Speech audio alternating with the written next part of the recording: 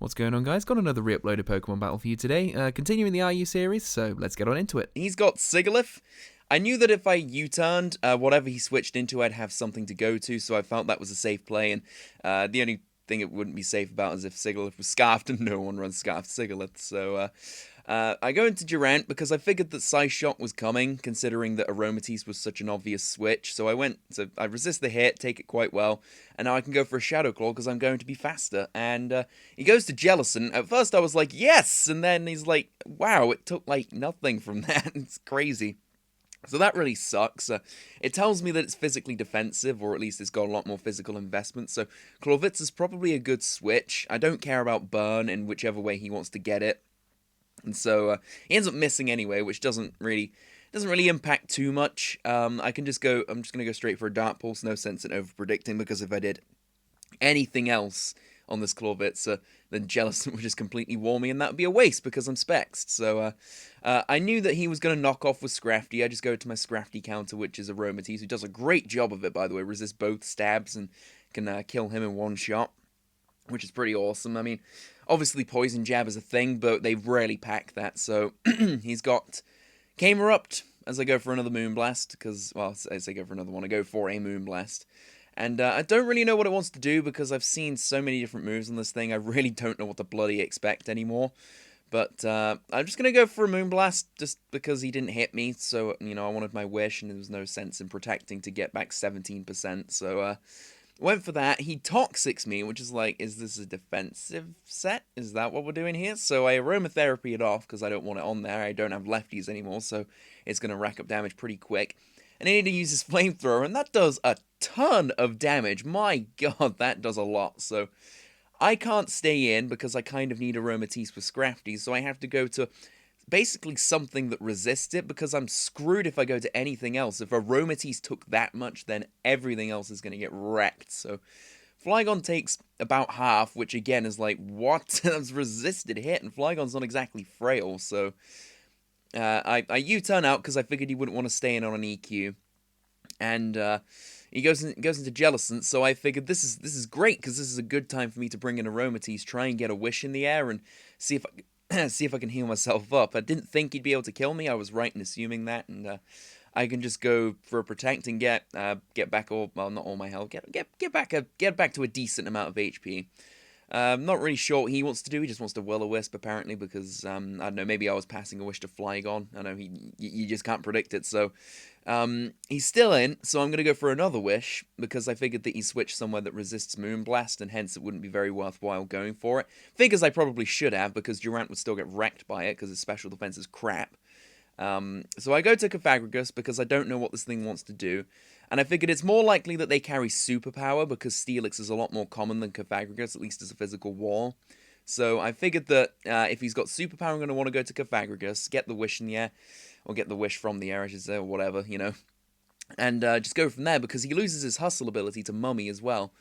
And I would Will-O-Wisp, but I was predicting Camerupt to come in, so I went for Shadow Ball for damage, and then Scrafty comes in. But I get a drop, so that's cool, but it really doesn't matter because I'm just going to go to Aromatisse, and Aromatisse doesn't need that drop to one-hit KO this thing with Moonblast. So, and also, it's also a good switch now because I don't have my item, so knockoff is really going to be reduced. So that's definitely good.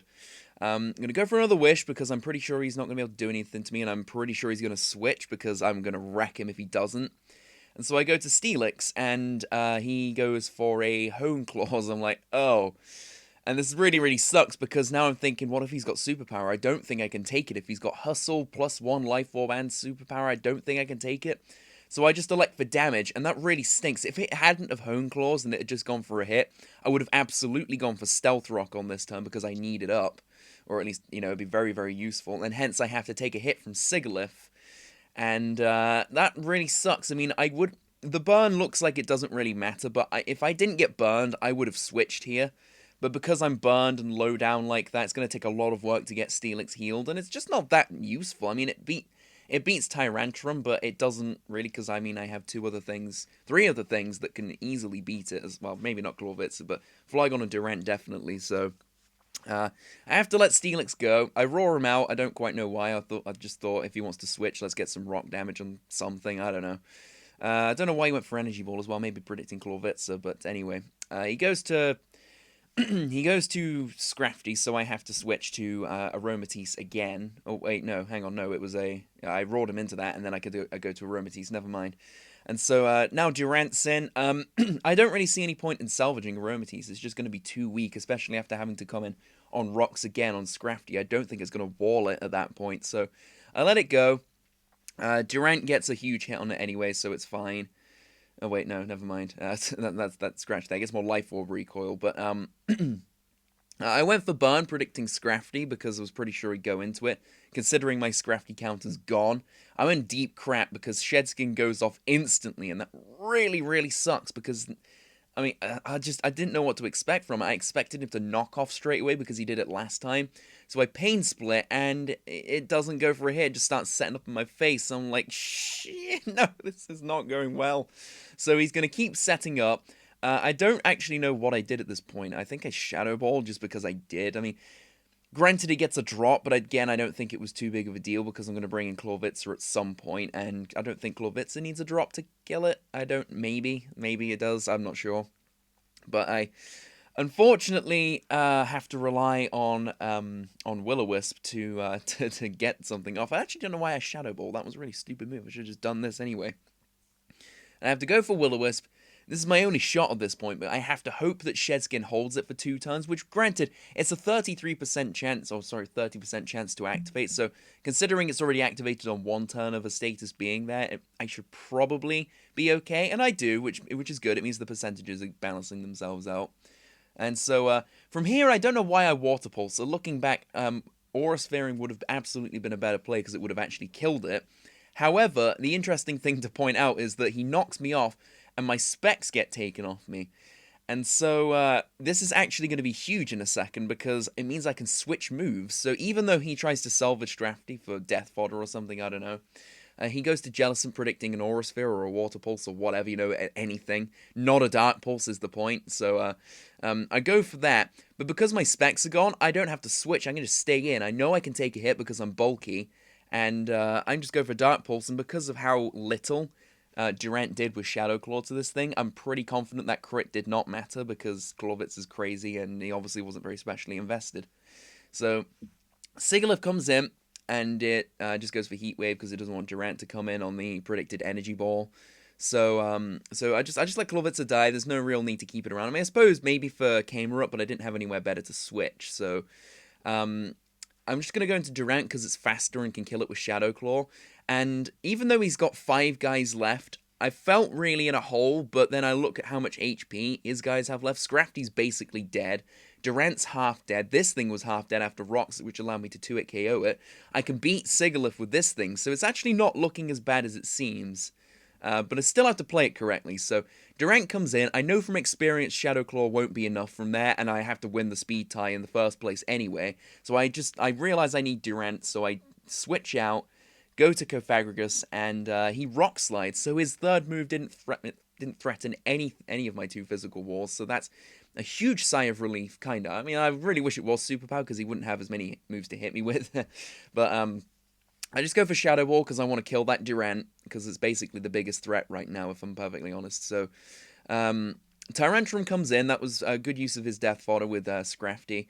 And I don't know what it wants to do. Again, I was expecting it to go for a hit off the bat. I don't know why, but it was. And I go for Pain Split again, and he puts up a Rock Polish. I'm like, well, damn it, that sucks. And then he goes for a Head Smash, and it trucks me. My God. That also sucks. But because Cofagrigus is awesome, I take his Rock Head away, which means he gets wrecked by his own recoil and Life Orb. And this is going to be huge, because I go for Will-O-Wisp, it hits, I know he's not Lum. And because he saw that he was getting wrecked by Recoil, Life Orb, and now he's burned, he's actually going to go for Dragon Claw here instead of Head Smash, and that's going to allow me to live, because Head Smash would have killed me, but it probably would have killed him. So he decided he wanted to keep Tyrantrum for just 1 more turn, and it ended up costing him his Tyrantrum because he couldn't kill me with Dragon Claw. So basically the game is in the bag right now. I'm just going to let Cofagrigus die because there's no point in switching. And basically here, I just flat out win. I can't lose as long as I don't screw up. If Sigilyph comes in, on Cophagragus, I just go to Durant, kill it off, and then his own Durant should be weak enough. Even if I don't win the speed tie, Flygon could come in and finish it off. Had he gone to Durant first and not Sigilyph, then I'll be able to go in with my Flygon. With how low it is, I know Dragon Claw will kill it from there, and then even if I don't kill Sigilyph with a Dragon Claw, Durant comes in and is faster and can kill it off anyway. So basically, either way this final sequence went out, I mean, I ended up winning the speed tie anyway, but either way it went out, it was going to be a win. But I honestly can't believe I pulled it out. I thought I was done when I lost Aromatisse and Scrafty came in and instantly started setting up in my face. Yeah, I feel I got let off the hook hard with this one. Like, genuinely, that Scrafty should have absolutely just trucked my entire team, but thankfully he was kind of passive with it. And also, this match kind of just collapses in, doesn't it? I didn't realise before, but as soon as I deal with his Scrafty, it just basically turns into a trading match until his Tyrantrum comes out, and then that doesn't exactly last long. So, bit of a fun match to look at, I think. I hope you guys enjoyed it as much as I did, and I guess I'll see you guys in the next video. Whatever it is, I'll be there. Take care.